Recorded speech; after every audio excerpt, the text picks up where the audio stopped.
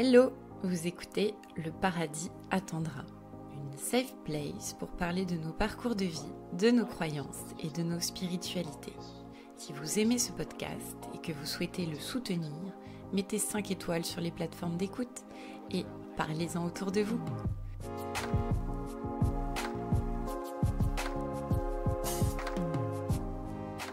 Dans le film de 2013, Her, Theodore Twombly, récemment séparé de sa femme, tombe amoureux d'une intelligence artificielle qui lui parle au creux de l'oreille.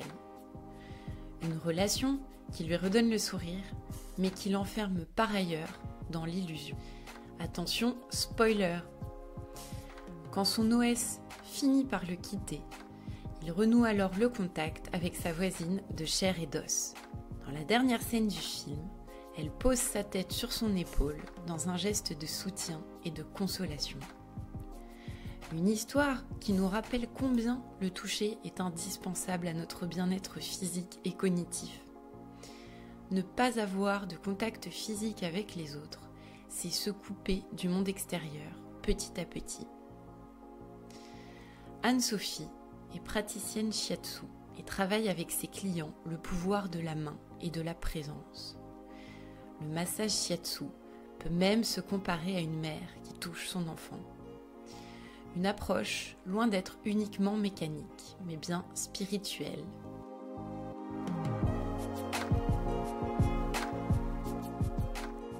Salut Anne-Sophie. Bonjour Octavia. Je suis très contente de te recevoir aujourd'hui dans Le Paradis attendra. Alors aujourd'hui, on va parler de shiatsu. Oui. On va parler de Douyin, on va parler un petit peu de médecine chinoise et de tous ces enjeux-là. Alors je dis enjeux parce que je ne sais pas exactement comment ça fonctionne, tu vas nous expliquer. Oui. Et donc, avant de commencer, est-ce que tu pourrais nous parler un petit peu du contexte de croyance ou de philosophie dans lequel tu as grandi quand tu étais petite ? Oui. Alors, c'est un vaste sujet. Je suis née donc en France et éduquée en France avec la religion catholique. Mes parents étaient, surtout ma maman était très pratiquante. Donc j'ai été baptisée, j'ai fait ma communion, j'ai fait du catéchisme. Voilà, donc très imprégnée de cette religion. J'allais à la messe tous les dimanches aussi. Mais je n'étais pas du tout imprégnée et je ne ressentais rien. Je n'avais vraiment pas d'affinité, c'était un rituel, voilà, j'allais, je pratiquais, mais pour moi ça ne représentait rien. Voilà, donc j'avais même un oncle qui était moine dans un ordre très austère, on va dire, moine à la Grande Chartreuse. Donc, la Grande Chartreuse, c'est quoi ? C'est un... Alors, c'est l'ordre de Saint-Benoît. Ah, c'est un ordre, je croyais que c'était un monastère. Oui, c'est un monastère. C'est un monastère okay. En Isère, très ancien. Et donc, les moines qui sont dans ce monastère gardent le silence, vivent complètement coupés du monde et vivent dans le silence. Toute leur vie ? Toute leur vie. Tant qu'ils restent moines, ils restent... Voilà, il y a un très beau film qui s'appelle, je crois, Le Grand Silence ou Le Silence, et qui raconte l'histoire de ces moines. D'accord. Voilà. Donc moi j'ai été vraiment baignée, et puis avec l'image de cet oncle que je ne voyais jamais, qui était fermé, enfermé, ou et en puis tout cas dans... pas, du coup, voilà. Mais il ne sortait jamais. Ah oui, voilà, il ne sortait jamais. C'est fou. Ça semble fou comme... Mais oui, mais c'est un parcours de vie incroyable. Et puis pour une petite fille, c'était extraordinaire d'avoir cet oncle un peu comme un fantôme qui était là et pas présent, mais on savait qu'il était dans cette quête spirituelle. Oui, c'est ça. Et puis ça te met d'entrée de jeu quand même le fait qu'il y a un enjeu spirituel dans la vie humaine. Quand tu as quelqu'un comme ça dans ta famille, c'est vrai que tout de suite, oui. Ça pose et une je question. pense qu'il m'a influencée. Indirectement, très loin, comme ça. Après, il est sorti de ce monastère, il est devenu ermite. En tout cas, il était dans le sud de la France, il vivait aussi seul dans la forêt. Voilà. Mais bon, après, on a correspondu. Voilà. Donc, c'était un personnage, je pense, important, central, C'est pas banal dans une famille d'avoir... Vous écriviez des lettres? Oui. Il pouvait écrire ça, par contre, il a fait... Après, quand il est sorti de son monastère, d'accord. voilà, on écrivait. Bon, moi j'étais assez jeune, donc c'était des lettres sans grande... Enfin, c'était pas des lettres sur le questionnement spirituel, mais d'accord. bon, voilà. Et puis moi, à 20 ans, j'ai décidé de voyager. Et je suis partie, il n'y a pas de hasard, je suis partie en Inde. J'ai été attirée par l'Inde. On aime l'Inde. Voilà. Et c'était mon premier voyage. Et j'ai décidé de partir dans l'Himalaya, aux sources du Gange, qui est le pèlerinage pour les hindous. Un des pèlerinages, hein. Il y a beaucoup de pèlerinages en fait dans l'hindouisme. Et lié au Gange d'ailleurs, enfin, si je peux... Et oui. D'accord. Ouais. Oui, oui, parce que le Gange, c'est si vous voyez la représentation de Shiva, donc un dieu magnifique avec des cheveux comme des dreadlocks noués sur la tête, et de ces dreadlocks et du sommet du crâne, donc du chakra dans la tête, coule le Gange. C'est tout petit, mais il y a le Gange qui s'écoule. Ah oui, donc effectivement, c'est vrai que... Et le Gange, c'est sacré pour tous les hindous. Ils vont à Bénarès, mourir à Bénarès, voilà, sur les bords du Gange. Donc le Gange, c'est vraiment la mer. C'est ce qui vient nourrir la vie, c'est l'eau. L'eau, c'est clair. Mais c'est tellement important. Mais oui. C'est la source, quoi. Donc il y a la source du Gange, je voulais y aller. Donc voilà, donc j'ai fait ce pèlerinage. T'es allée toute seule? Non, c'était un trekking. D'accord. En gros, on a marché, voilà, on a souffert. Ah, t'as vraiment fait un pèlerinage? Ouais, ok. Et vous avez fait beaucoup de kilomètres dans le cadre Oui. Bah, il fallait accéder à cette source du Gange avec les autres pèlerins hindous, en côtoyant la ferveur de ces hindous qui chantent, qui sont vraiment animés. C'est le pèlerinage d'une vie. Ils vont aux sources du Gange. Ouais. Et oui. Donc c'était extraordinaire. Et puis l'Himalaya, il y a une énergie de dingue, quoi. C'est incroyable. Ouais, ok, tu sens quand t'es là-bas qu'il se passe quelque chose au point de vue spirituel et tout, quoi. Alors spirituel et physique. Et physique. Et c'est vraiment sur un plan tellurique, c'est-à-dire le mouvement de la Terre, on sent quelque chose. Ah, d'accord. D'ailleurs, il y a énormément de tremblements de terre. Et donc, au bout de 3 ans, je crois, je suis repartie une deuxième fois dans l'Himalaya. Et puis, au bout de 3 ans, j'ai tout lâché. J'étais photographe, donc, et je suis partie vivre en Inde. Je suis partie vivre 1 an en Inde, voilà, sac au dos, toute seule, pour faire l'expérience. Toute seule, sac au dos, ça devait être beaucoup d'émotions, ça doit être une expérience forte aussi, le fait d'expérimenter la solitude loin de chez soi. Alors je dis seule, mais bon, en même temps, je suis partie, j'ai eu des coupures et des moments extraordinaires où j'ai pu vivre avec un groupe de personnes qui vivaient avec un maître spirituel indien. Okay. Et donc j'ai vécu quelques mois dans un village en Inde, au fin fond de l'Inde. Alors il y avait encore des gens qui avaient des rites tribales. Oui, c'était assez étonnant. Et donc nous on était sous la tente avec ce maître spirituel et on passait nos journées à méditer. Ah, voilà. Des journées entières à méditer? Le matin, le midi, le soir, voilà, on passait.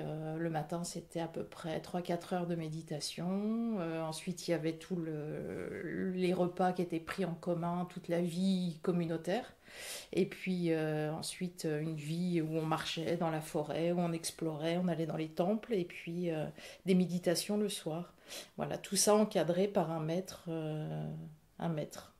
Voilà. Et donc là, c'était dans le cadre plutôt d'une pratique hindouiste, les méditations bouddhistes Oui, il était hindou, mais nous étions des occidentaux, donc nous n'étions pas hindous, donc la pratique était adaptée. Disons qu'on faisait un tout petit peu de yoga, mais très peu, récitation de mantras, mais très peu aussi, donc c'était surtout une pratique d'assise.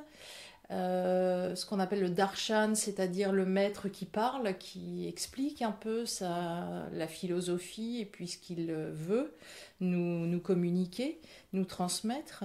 Mais il y avait beaucoup de silence en fait, beaucoup de méditation en silence. Et ça c'était extraordinaire parce que tu es dans le silence mais avec le groupe et surtout face à un maître, un éveillé, ce qu'on dit, il y a une énergie pareille, incroyable, incroyable. Voilà.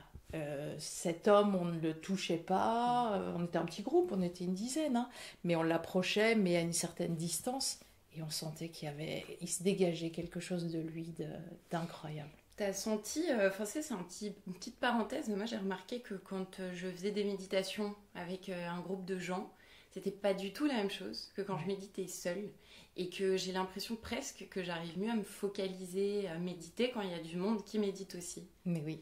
Ouais. Oui. Ok. Parce que, alors, moi j'anime des cours de méditation, et en effet, les personnes qui viennent à mes cours me disent toute seule, j'y arrive pas. J'y arrive pas et j'ai besoin du groupe. Et il y a, dans cet état de méditation, il y a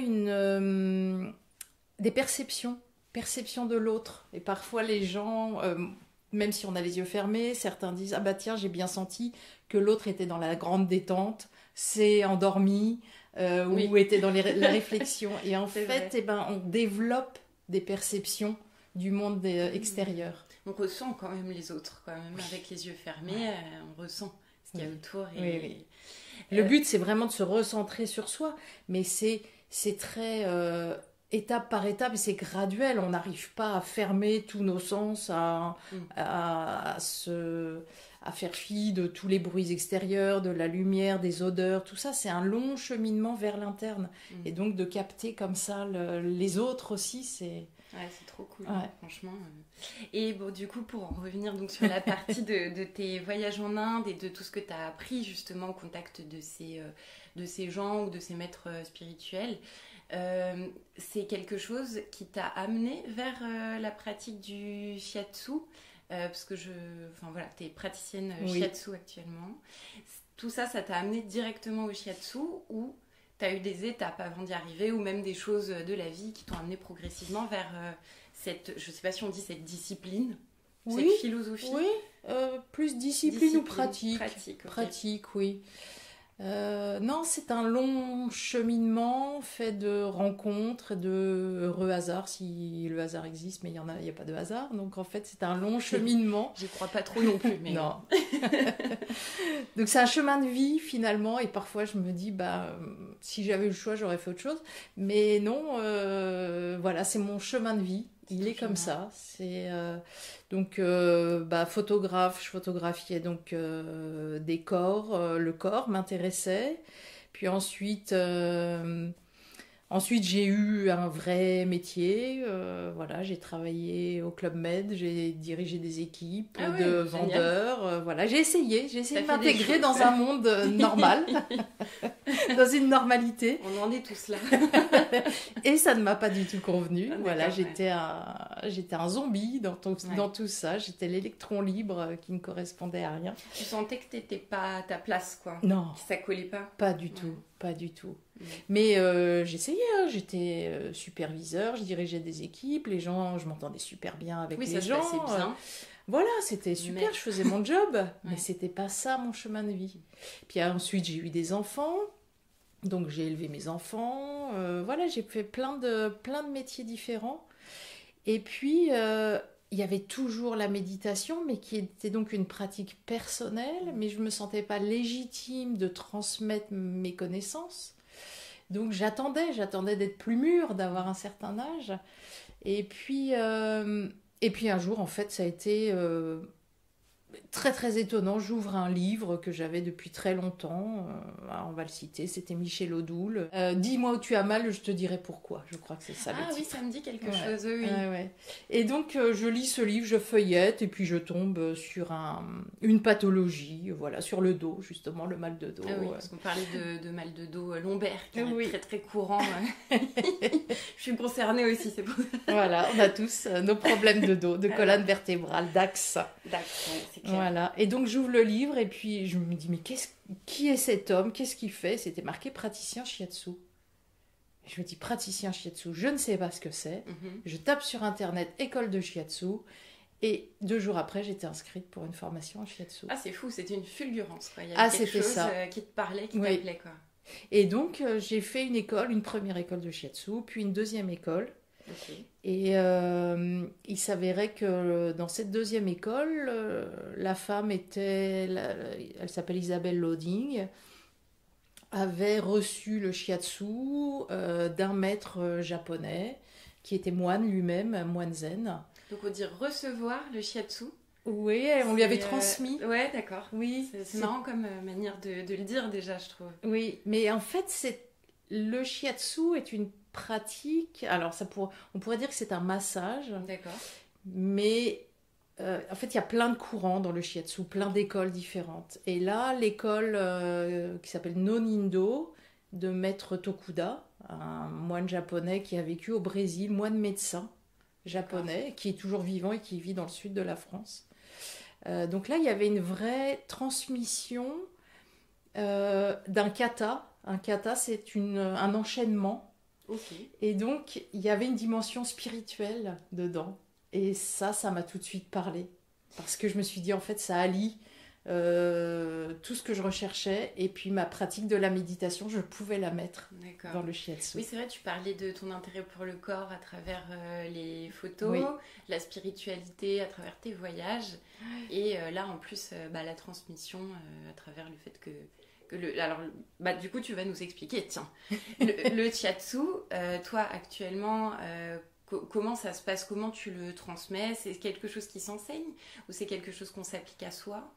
Comment... Non, pour ceux alors qui connaissent pas. le shiatsu, ça vient donc du Japon et ça signifie pression des doigts. D'accord. Donc on pourrait dire que c'est un massage, mais la personne qui le reçoit habillé. Oui. Ok. Voilà, donc il n'y a pas d'huile. Et c'est vraiment une technique d'acupressure, de pression des pouces sur le corps. Après, il y a beaucoup d'autres pratiques parce que, comme tout art, on dit aussi que c'est l'art du toucher. Ok. Donc, comme toute pratique, ça évolue avec le temps, avec l'être humain qui évolue. Et donc, n'étant pas japonaise, plus occidentale, on a transformé un petit peu le shiatsu, on l'a appliqué à nos modes de vie occidentaux. Et donc, moi, j'utilise aussi des techniques du massage thaï, de la relaxation coréenne. Enfin, voilà. En fonction de nos connaissances, on utilise tous les outils que l'on a, toutes nos connaissances. Donc, en fait, c'est toi qui vas faire des acupressions sur les personnes. Oui. C'est ça, en fait, le shiatsu. Oui. On ne peut pas Alors si, ça Comment s'appelle on dit le doin. Ah voilà, l'automassage. Voilà. En fait, j'insiste là-dessus parce que moi, j'ai découvert Anne-Sophie pendant le confinement. On était tous enfermés chez nous, on avait le droit de sortir maximum à 1 kilomètre de chez soi. Et en fait, je l'ai découverte par une collègue qui m'a proposé de faire un cours à distance de Douyin, qui était une discipline que je connaissais pas du tout. Et justement, où on se fait des automassages et c'est quelque chose d'assez... Enfin, moi, j'ai trouvé de très... ça détend, ça met dans l'instant. Enfin, voilà, tu vas nous en dire plus. Hein, mais le doin, alors le shiatsu, il était pratiqué au Japon, surtout dans les dojos après les séances d'arts martiaux. Pour détendre le corps. Ouais. Voilà. Et donc, les personnes le pratiquaient 2 par 2. Mais le doin, c'est l'automassage qu'on peut pratiquer sur soi. Alors, ça n'a pas le même effet parce qu'on n'est pas en contact avec une autre personne. Moi, en tant que praticienne shiatsu, quand j'ai quelqu'un, je vais prendre d'abord contact avec la personne et puis sentir les mouvements du corps, sentir les contractions, sentir la respiration. Enfin voilà, c'est une prise de contact et de conscience de l'autre.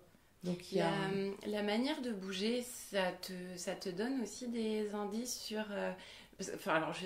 J'étais tombée sur une émission qui parlait du shiatsu justement, où la personne qui pratiquait ça expliquait que par exemple une personne qui se retournait très lentement, quand elle lui demandait de se retourner, en tout cas il pouvait en conclure que c'était peut-être quelqu'un qui était dans une phase un peu dépressive, parce que qui était dans des mouvements particulièrement lents ou lourds. Enfin voilà, que ça pouvait en tout cas révéler certaines choses. En fait, on peut tout interpréter. Oui, c'est ça aussi. Et on dit que on observe tout chez la personne. Donc c'est pour ça que le praticien shiatsu, il devient bon au bout de très longtemps, très longtemps de pratique. Ben oui. Et quand la personne arrive pour le rendez-vous, pour recevoir son shiatsu, on observe la manière dont elle arrive, dont elle ouvre la porte, dont elle marche. Ouais. se dirige. On observe le visage, on peut observer la langue aussi. Parfois, il y a des pratiques où on fait tirer la langue pour observer. Oui.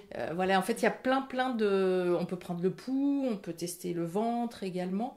Mais déjà, l'image globale et puis la manière dont la personne est habillée, les couleurs qu'elle porte. Ça joue ça aussi, mais oui, l'air de rien. Ouais, c'est fou, c'est fascinant en tout cas. Oui. Et toi du coup, donc, depuis que tu pratiques, en tout cas maintenant, tu as un œil plus affûté sur quand tu vois quelqu'un, tu te dis là il y a peut-être quelque chose à faire physiquement. Du coup, tu sais sur quels aspects physiques ou plutôt sur quels aspects c'est global, c'est un ressenti global. D'accord, ok.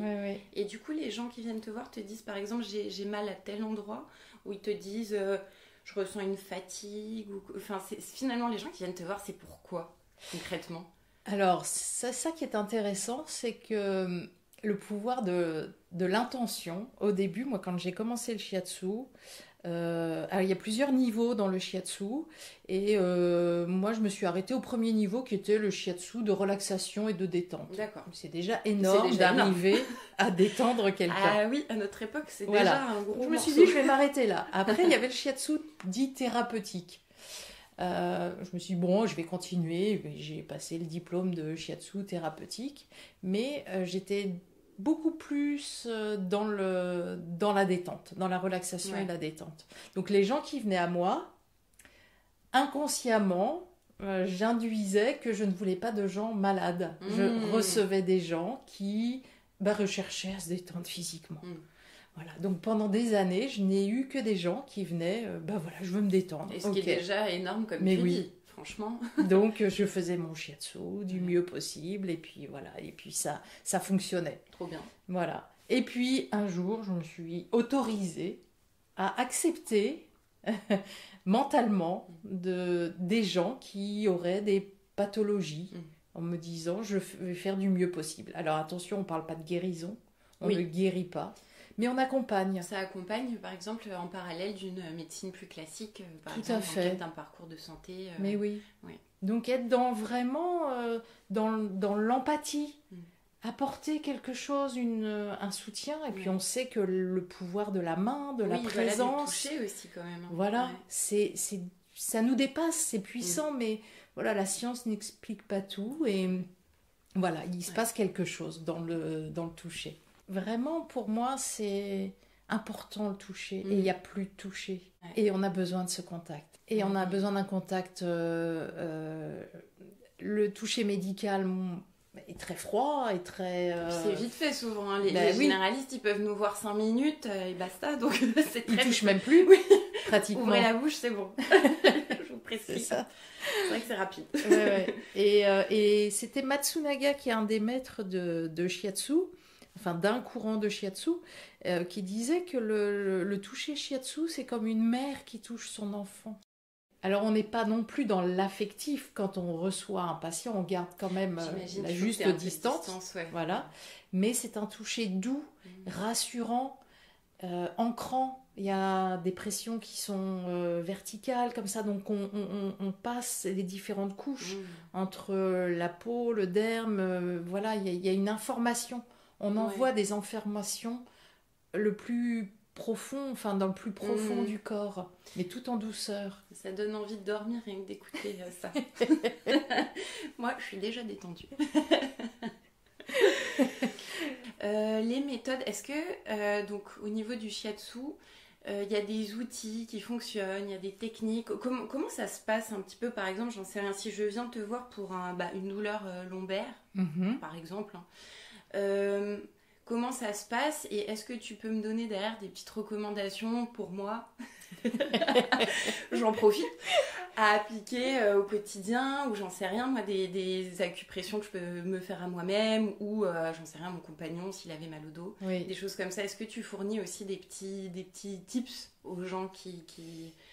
Enfin voilà. Alors c'est une question intéressante, parce que je me souviens de ma prof, donc Isabelle Loding, qui disait que le shiatsu se suffit à lui-même. Vous faites votre shiatsu, et puis c'est tout. Ok. Laissez la personne partir. Bon, à la rigueur, on peut donner des conseils, mais voilà, Oui, il faut le pas shiatsu, non plus, voilà, vous faites un shiatsu et s'il est bien fait, vous n'avez besoin de rien d'autre. Ah, bah, c'est cool. Normalement. Ensuite, moi je me suis aperçue que les gens, en effet, avaient besoin de parler.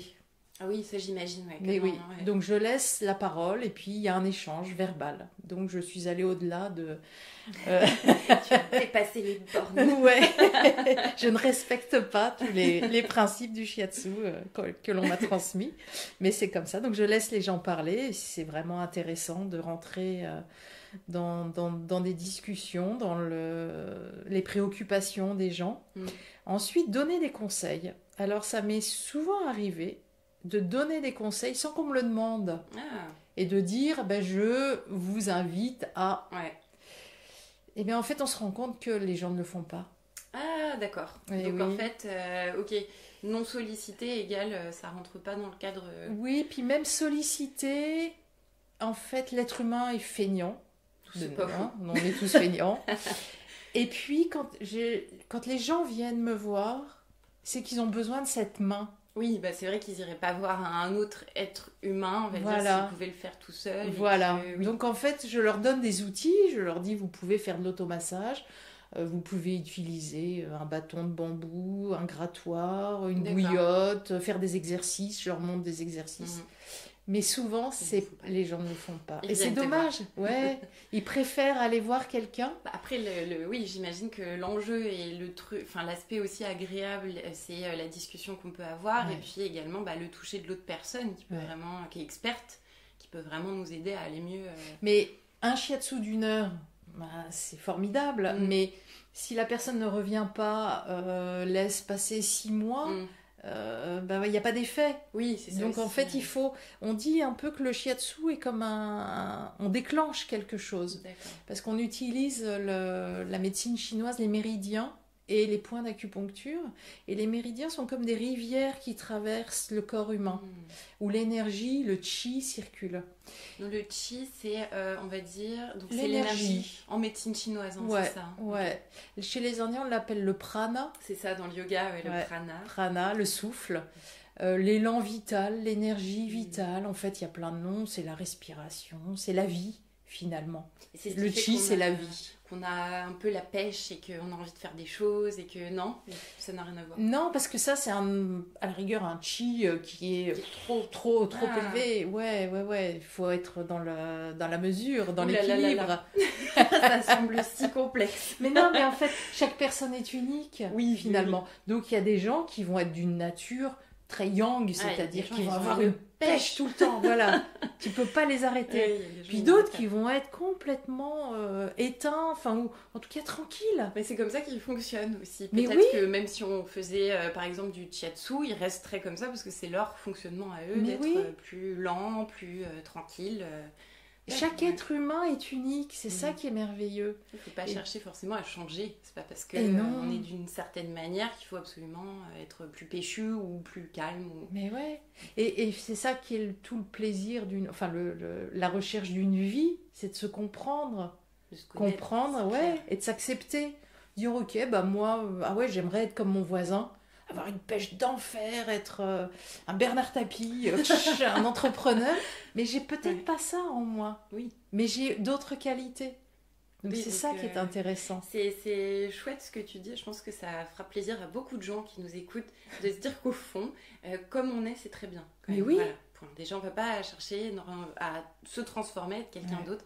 Déjà, peut-être ça peut faire redescendre un peu de pression sur les épaules de chacun, Ah ouais. de s'accepter déjà. Ouais. Là, j'aimerais bien revenir un petit peu donc, concernant le shiatsu qui est issu donc toi tu me disais un peu de la médecine chinoise.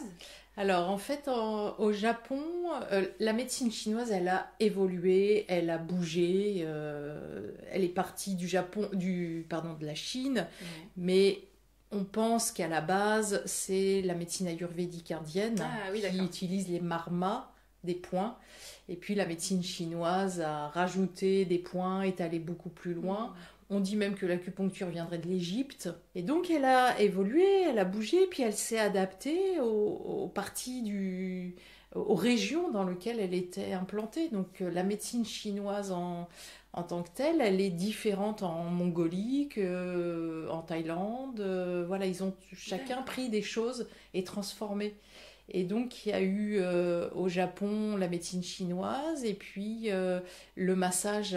Parce que la médecine chinoise, tu as la phytothérapie, donc les plantes, Ok. la nutrition, manger, comment tu manges en fonction. C'est hyper important. Ben ouais. C'est vrai que c'est tellement important. Mais oui. Ce qu'on mange quand même. Voilà. Donc c'est pas pour se nourrir, mais c'est pour se soigner aussi. Les aliments, les épices, les saveurs, les cuissons vont intervenir dans les bons équilibres de ce qu'on appelle le microbiote maintenant. Oui. Voilà. Qu'en Inde, ils appellent aussi le dosha, en fonction de son oui. profil ayurvédique. Il y a des aliments qui nous conviennent ou moins. Voilà. Selon, voilà. Ouais. Donc c'est varié tout ça, c'est ce qu'on mange, ce qu'on ingère pour être en bonne santé. Donc il y a la phytothérapie, la nutrition, l'acupuncture, l'exercice physique et puis le tuina qui est le massage chinois. D'accord. Et donc le massage tuina alors après il y a beaucoup d'interprétations dans l'histoire, hein, mais le shiatsu serait issu du massage tuina chinois. D'accord. Voilà. Et donc là, par contre, les gens restent habillés. Donc je pense que c'était une question de pudeur et de climat aussi au Japon, qui est très froid l'hiver. Donc les gens restaient habillés. Et puis, au lieu d'utiliser des aiguilles comme l'acupuncture ou le massage tuina, on utilise les doigts. Oui, et finalement, il y a besoin de moins de matériel. C'est différent, c'est très différent. Voilà, ouais. Mais c'est une pratique. Un sujet, quand on a préparé justement cet échange dont tu parlais, et je pense qu'il est assez intéressant pour nous tous à écouter, c'est que tu me disais qu'en fait, donc en médecine chinoise, il y avait cette espèce de notion de cycle qui est très importante. Ouais. Alors, est-ce que tu peux déjà nous expliquer ce que c'est la notion de cycle dans la médecine chinoise, et puis après on reviendra justement sur l'aspect shiatsu éventuellement, comment ça corrèle les deux. Alors, il faudrait des heures et des heures pour pouvoir expliquer la médecine chinoise, mais les bases, bases, en tout cas la notion des 5 éléments. Alors il y a le yin, le yang qui sont aussi très très importants en médecine chinoise, et puis les 5 éléments.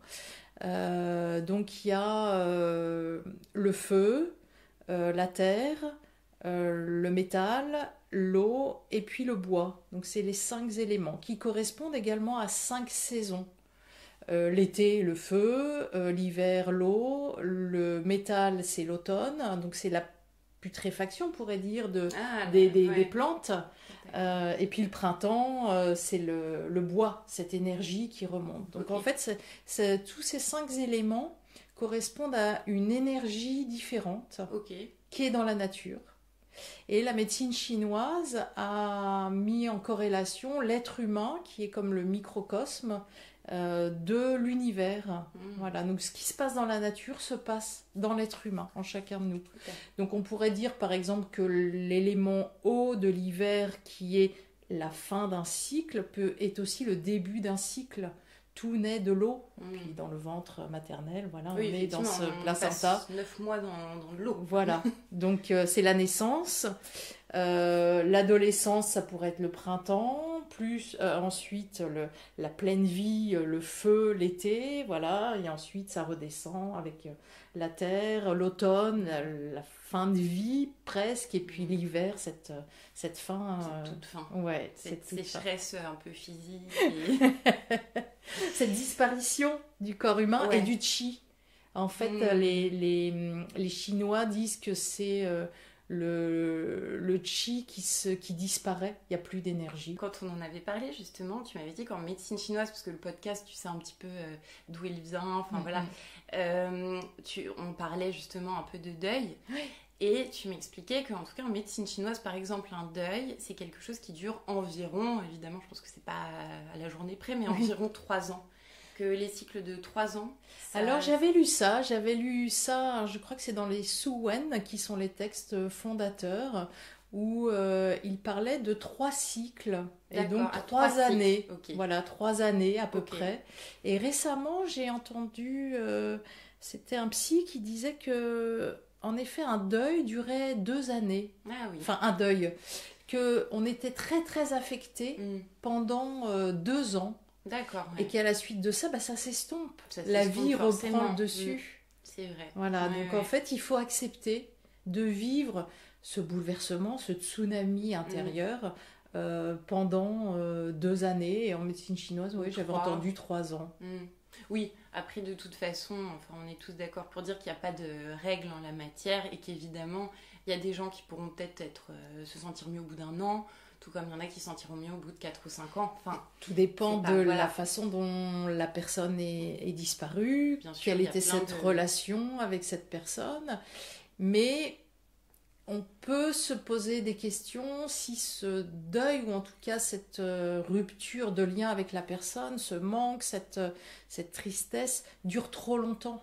On peut se demander si c'est pas pathologique et comment justement faire en sorte que la vie revienne, la joie revienne. Aussi, effectivement, il faut pouvoir sortir de la crypte, comme on dit quand même à un moment, et ouvrir les yeux vers la vie, le monde et tout ça. Ouais. La personne nous manquera toujours. Il y aura toujours ce fond. Mais oui, cette relation qui est coupée, mais la vie est là. En tout cas, c'est prendre soin de l'autre. Donc quand la personne vient et qu'elle a vécu cette douleur, c'est l'accompagner. Ce n'est pas enlever la douleur. On ne lui enlève pas. Ça... Mais c'est juste l'accompagner. Être en empathie et puis poser la main pour calmer. Et puis c'est vrai qu'on le voit aussi, par exemple, chez les personnes âgées, souvent isolées. Par exemple, le toucher, ils en ont plus. Et c'est vrai que c'est le genre de pratique quand même qui peut aussi permettre d'un certain bien-être une fois par semaine, ou d'avoir quelqu'un quand même qui prend soin de nous. Voilà. Et donc c'est vrai que ça semble en tout cas une pratique à la fois douce et à la fois hyper humaine. C'est un métier. Et il faut prendre la juste distance. Moi, la manière dont je vis le shiatsu, alors tout le monde, je pense qu'il y a chaque praticien a son shiatsu. Et moi, de par mon parcours personnel, je le vis vraiment comme un accompagnement, comme une méditation, cette séance de shiatsu. Il y a une attention vers l'autre. Alors, il n'y a pas la volonté à tout prix de lui enlever, comme je disais tout à l'heure, de le guérir, mais de l'aider, de l'accompagner vers une compréhension, vers un relâchement, vers la grande détente qui permet de poser, de calmer le mental pendant quelques instants. Et peut-être que ce laps de temps permet de repartir, parce que on s'aperçoit que les gens ruminent beaucoup, sont sans arrêt, sont sans arrêt dans un ressassement des choses, dans une incompréhension, pourquoi ça m'arrive, pourquoi moi, dans une non-acceptation. Et le fait de se poser, d'ancrer la personne, il y a peut-être comme un reset. D'essayer de déprogrammer, d'enlever ce mental qui est discontinu chez les gens. C'est incroyable. Il faut dire aussi que, un peu étrangement quand même, à l'école, on apprend énormément de choses par cœur, tout ça. On n'apprend pas du tout à un peu maîtriser notre mental ou à savoir apprivoiser nos émotions. Et je pense qu'on est nombreux, la majorité des gens, à être parfois perdus dans nos émotions, dans des ruminations, comme tu disais et tout. Et c'est vrai que les pratiques comme ça, et on en parlait pour l'épisode sur le yoga également, ça te permet à un moment d'être presque dans un espèce de blackout, mais de manière positive. Je n'incite personne à boire jusqu'à ce stade, et à repartir un peu de zéro, en se disant, maintenant que c'est un peu vide dans ma tête, qu'est-ce que je prends et qu'est-ce que je laisse aussi de côté, quoi. Et ça, c'est... Donc, en fait, le shiatsu, c'est aussi une forme méditative, même pour la personne qui reçoit. Oui, il arrive souvent que les gens s'endorment. Mais c'est pas un vrai endormissement, c'est une grande relaxation, une grande détente. C'est du bien, c'est une espèce d'hypnose. Tout à fait. Et les gens se sentent parfois très lourds, parce que je le pratique sur tatami au sol, donc il D'accord, n'y a pas ouais. cette table où il y a cet espace vide sous la table où on peut parfois se sentir un peu inconfortable avec ce vide. Donc c'est vraiment au sol Ok. et les gens se sentent ancrés, donc ils ont cette sensation de corps qui pèse. Mm. Et moi je le vois et les gens disent la même chose, que c'est hyper agréable de se sentir à nouveau incarné. Oui, c'est ça. C'est ça. Tu sens ton corps qui pèse Mais lourd, oui, mais il est là, quoi. ouais. Il est bien là. Ouais, ouais. Parce qu'on a plus de présence au mental qu'au corps dans notre C'est clair, ouais. société. Mm. Et donc là, il y a ouais, En connexion avec ton ouais. corps et ta présence à l'instant T. Oui, et puis peut-être moins de douleur, voilà, une disparition, une autre, appréciation, enfin je sais pas comment dire, une autre sensation corporelle Oui, c'est une approche en fait. qui éveille sur soi. Ah tiens, je savais pas parfois, je savais pas que j'avais des points si douloureux. Ah Je oui, savais ça, pas que mon corps était si douloureux. Ouais, c'est fou. Ouais. Ouais. Ouais. Donc je dis ok. Et puis donc des gens qui viennent en me disant bah, j'ai mal à tel endroit et puis en fait ils se rendent compte que c'est ailleurs que ça coinçait. Ah oui. Et comme c'est une approche globale le shiatsu, on va pas travailler si on me dit j'ai mal derrière les omoplates, je vais pas rester juste dans les Oui, omoplates. c'est qu'il y a son nom. Voilà, actuellement en plus on parle des fascias. Ouais. Donc je pense que le shiatsu travaille aussi beaucoup les fascias et c'est toutes ces connexions Les dans fascias, le corps. c'est quoi? C'est des... Ah oui, ok. Fascia, c'est une sorte d'aponévrose qui parcourt tout le corps, D'accord. sous la peau. Et ils ont découvert qu'il y avait tout un système de neurones, Ah oui. de sensations. Voilà. Donc on peut, c'est connecté, les fascias sont connectés dans le corps. À l'intégralité du corps. Ouais. D'accord, ouais. Peut-être que c'est une bonne époque pour la médecine, finalement, tous ces mélanges de mais connaissances oui. et de cultures. Et... En tout cas, ça ouvre des perspectives pour tout le monde. Ah, je pense qu'on vit une époque incroyable et puis peut-être grâce à l'intelligence artificielle aussi, on va pouvoir trouver des choses, avancer encore plus vite. Non, mais c'est positif. Il y a vraiment, c'est pas antinomique, médecine chinoise et médecine occidentale.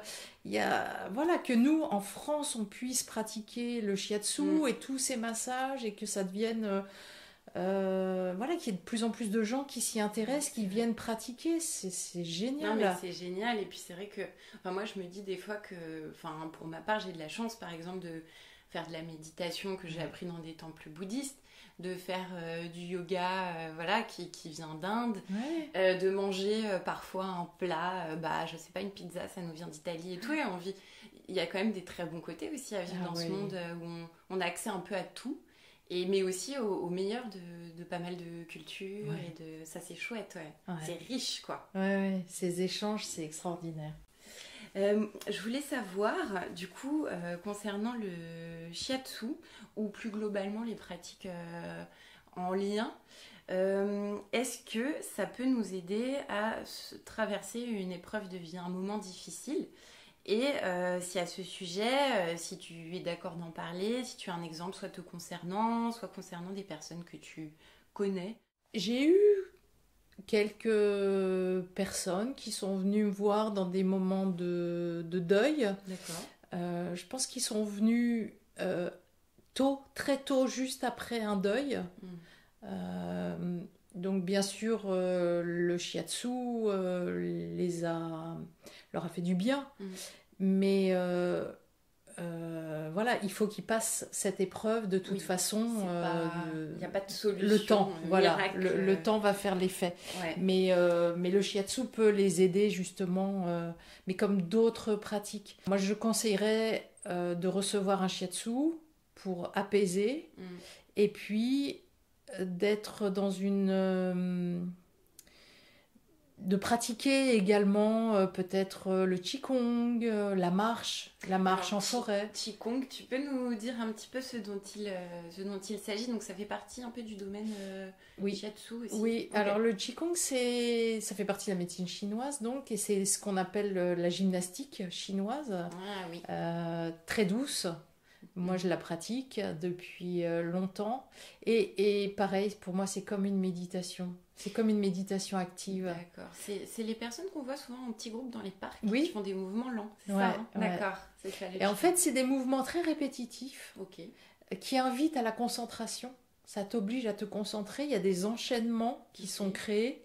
Donc, ça t'oblige à mémoriser et à te concentrer sur chaque mouvement et puis à ressentir, si tu le répètes 9 fois, et ben, à chaque fois que cet exercice, vraiment de ressentir ce qui se passe à l'intérieur de toi quand tu lèves les bras, quand tu inspires, quand tu expires. Donc, c'est très, très complet. Très agréable parce que ça invite vraiment à inspirer et expirer, à détendre le corps, à s'étirer, à relâcher. On sent le nerf vague qui se détend. Ouais, ben oui. C'est agréable. Quand on est détendu comme ça. Et puis ça invite vraiment à ce temps pour soi.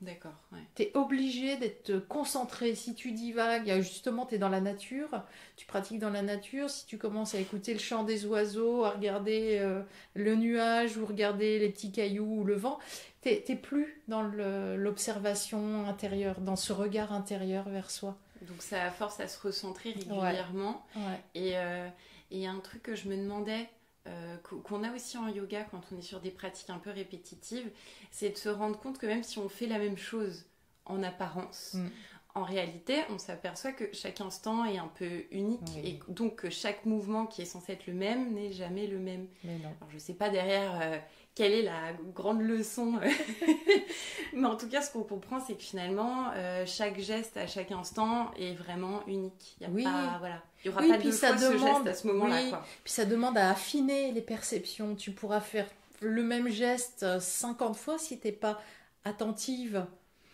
Bon, bah tu le fais mécaniquement. Oui, c'est vrai. Et plus tu vas développer ton attention, plus tu vas affiner le geste en disant peut-être que là je peux tourner la main différemment et du coup la rotation implique un autre mouvement dans l'épaule, voilà, et du coup je sens que c'est tendu dans mes trapèzes. Tiens, et voilà, c'est développer les perceptions du corps. Ouais, c'est pour ça que c'est intéressant en complément du shiatsu.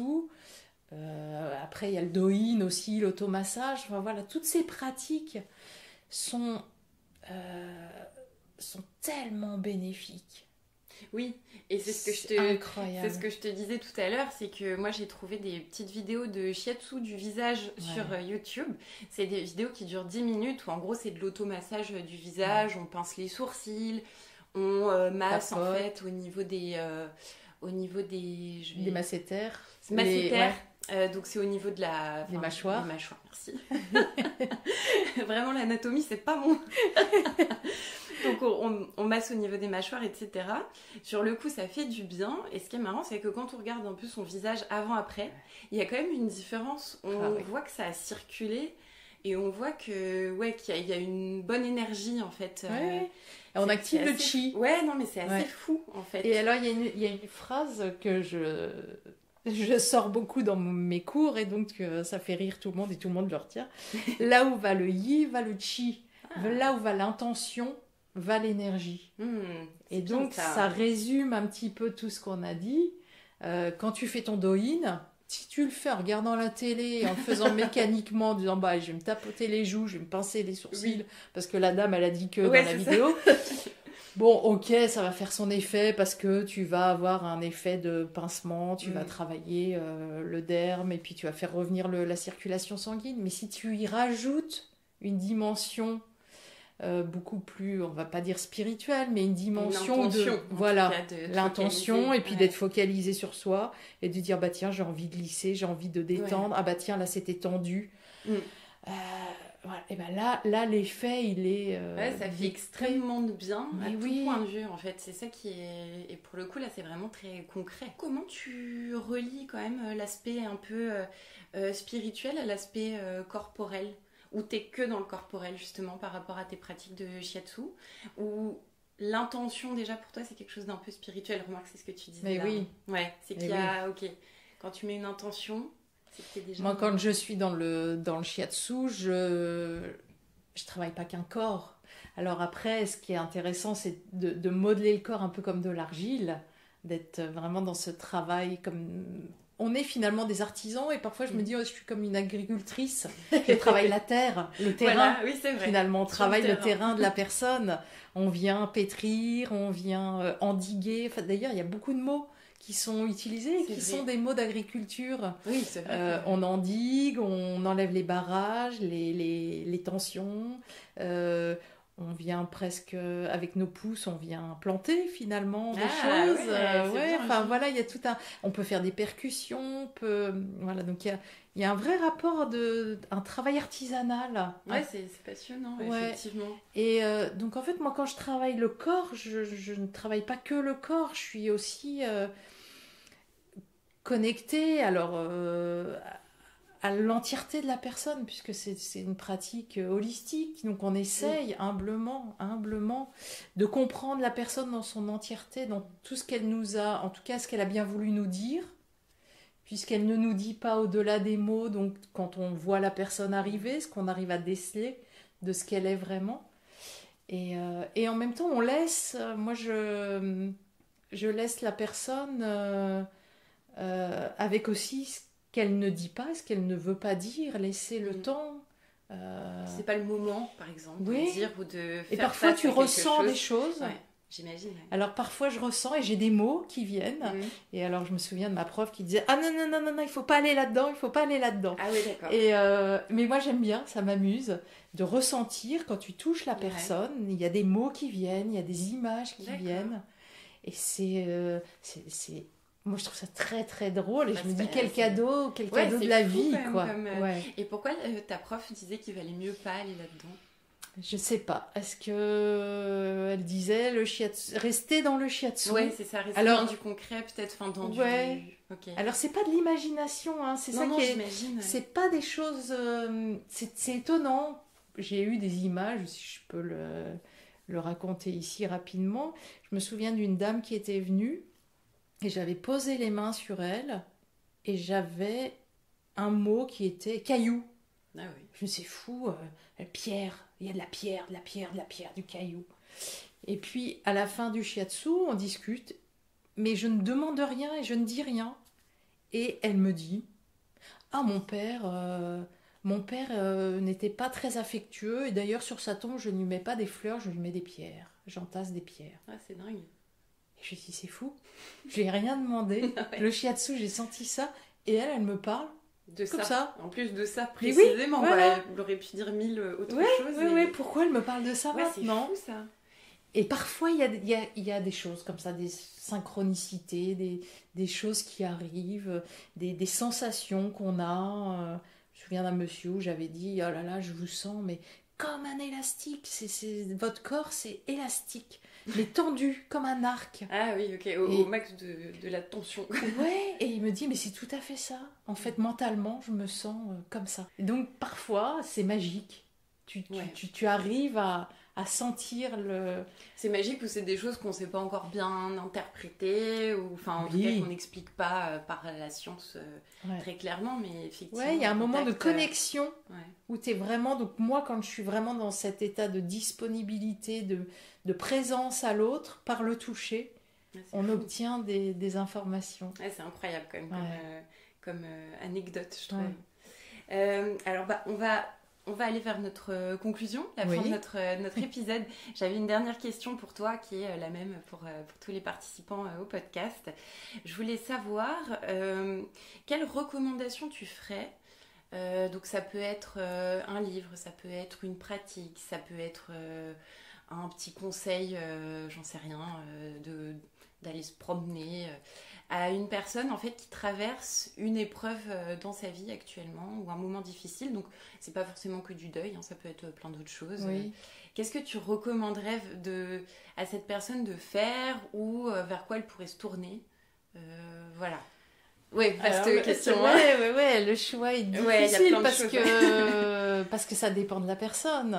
Si une personne est dans le deuil et qu'elle se sent isolée, je vais pas lui dire d'aller marcher dans la forêt. Seule. Mais oui, dans la forêt, parce que ça va être pire. Quelqu'un qui n'aime pas lire, je peux pas lui conseiller non plus un livre, même s'il y a des livres exceptionnel. Moi, personnellement, c'est le livre de Delphine Orviller, Vivre avec nos morts.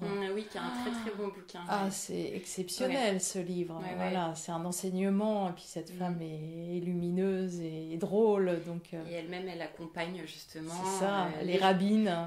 Qui traversent des deuils. Voilà. Et oui, le bouquin, et en plus, il n'est pas très très long, si je me rappelle. Non, c'est rapide. Des petits chapitres. Donc moi, j'ai adoré ce livre. En fait, on peut conseiller. Il n'y a pas de conseils, mais prenez-vous en main. Faites quelque chose. Soyez actifs. Faire un petit pas, quoi. Ouais. Parce que je connais des gens qui restent dans ce deuil, dans cette perte, et qui ne s'en remettent jamais, ou en tout cas qui mettent des années, années. Et c'est terrible, c'est pesant pour les autres. Ça peut être lourd, au bout de 20 ans, de ne pas digérer quelque chose. Oui, on parle vraiment de digestion. J'allais dire, c'est marrant qu'on parle de digestion d'ailleurs. Mais oui, il faut évacuer. On vivra toute notre vie avec cette personne disparue. Mais c'est marrant, une autre anecdote... j'ai une personne proche de moi qui avait perdu son fils, donc c'est assez dramatique. Une épreuve, atroce. Voilà, c'est la pire chose, je pense, de perdre un enfant en bas âge. Et puis tous les ans, donc il y a un prêtre, ils sont orthodoxes, et tous les ans, le prêtre orthodoxe vient faire une messe sur la tombe et on mange. On est en communion. Avec cet enfant disparu.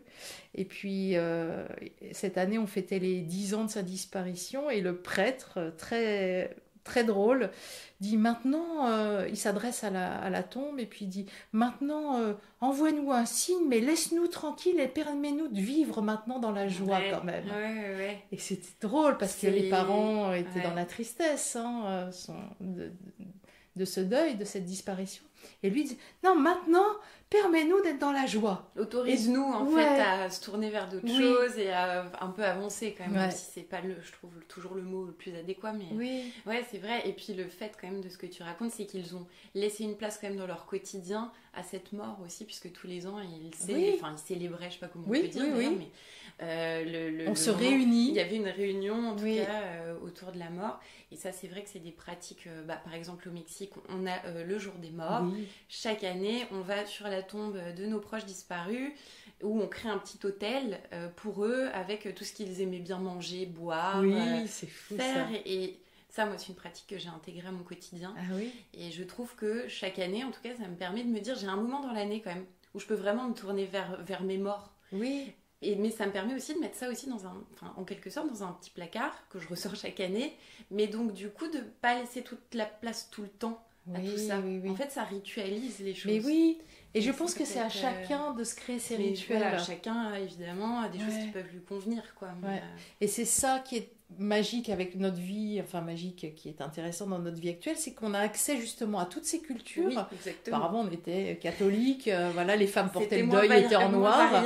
Voilà. Et maintenant, on peut choisir. Donc, chacun peut faire son rituel. Si tu as besoin d'avoir un petit hôtel avec la photo de la personne, et puis si c'est telle date dans l'année où tu as envie de le fêter, de le célébrer, au fond, célébrer sa mémoire, et pourquoi pas se dire, mais quelle chance j'ai eu de le connaître. Et aussi, exactement. Voilà, et d'être positif, toujours.